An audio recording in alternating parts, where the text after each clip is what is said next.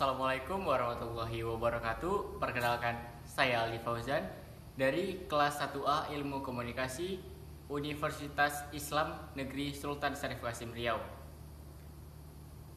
Om Swastiastu, Namo Buddhaya, salam kebajikan, salam Pancasila. Yang saya hormati Bapak dosen pengampu mata kuliah Pancasila yaitu Bapak Yantos SPI MSI, dan yang saya sayangi teman-teman audiens sekalian.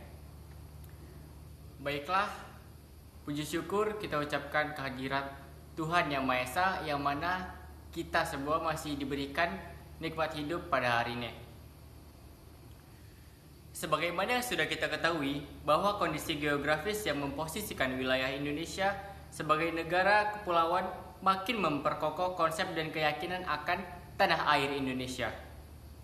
Kesatuan gugusan pulau yang berada di antara dua samudra yaitu Pasifik dan Hindia, dan di antara dua benua yaitu benua Asia dan Australia, meneguhkan bahwa kita sebagai bangsa memiliki ruang hidup tanah air sebagai satu kesatuan. Ada relasi dan perpaduan antara darat dan laut yang saling menguatkan sebagaimana dalam konsep wawasan Nusantara. Di wilayah Nusantara tumbuh flora dan fauna yang beragam. Keberagaman secara natural merupakan karakteristik dari keindonesiaan. Demikian pula secara antropologis dan sosiologis, keberagaman ras, etnis, agama, kepercayaan, dan budaya yang ada di Indonesia sudah ada sejak zaman pra-aksara hingga sekarang.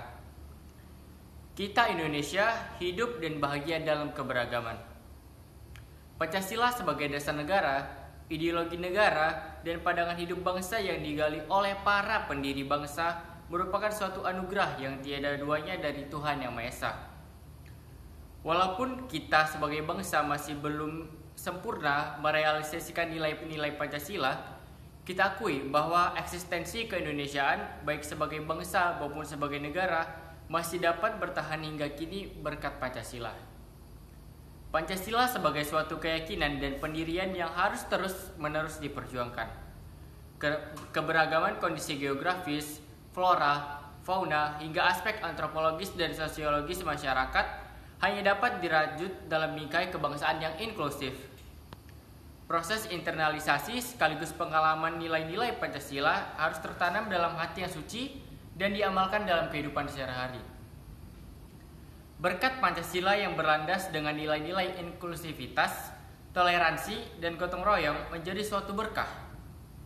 Berkat Pancasila sebagai bintang penuntun keberagaman yang ada dapat dirajut menjadi identitas nasional dalam wadah dan slogan Bhinneka Tunggal Ika. Dalam konteks itulah, sesuai dengan pesan Presiden Joko Widodo bahwa memperingati dan merayakan hari kelahiran Pancasila setiap tanggal 1 Juni merupakan suatu keniscayaan.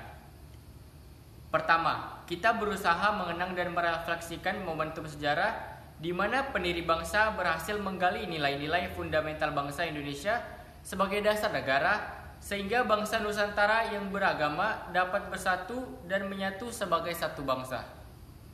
Sebagai bangsa besar, kita tidak akan meninggalkan sejarah.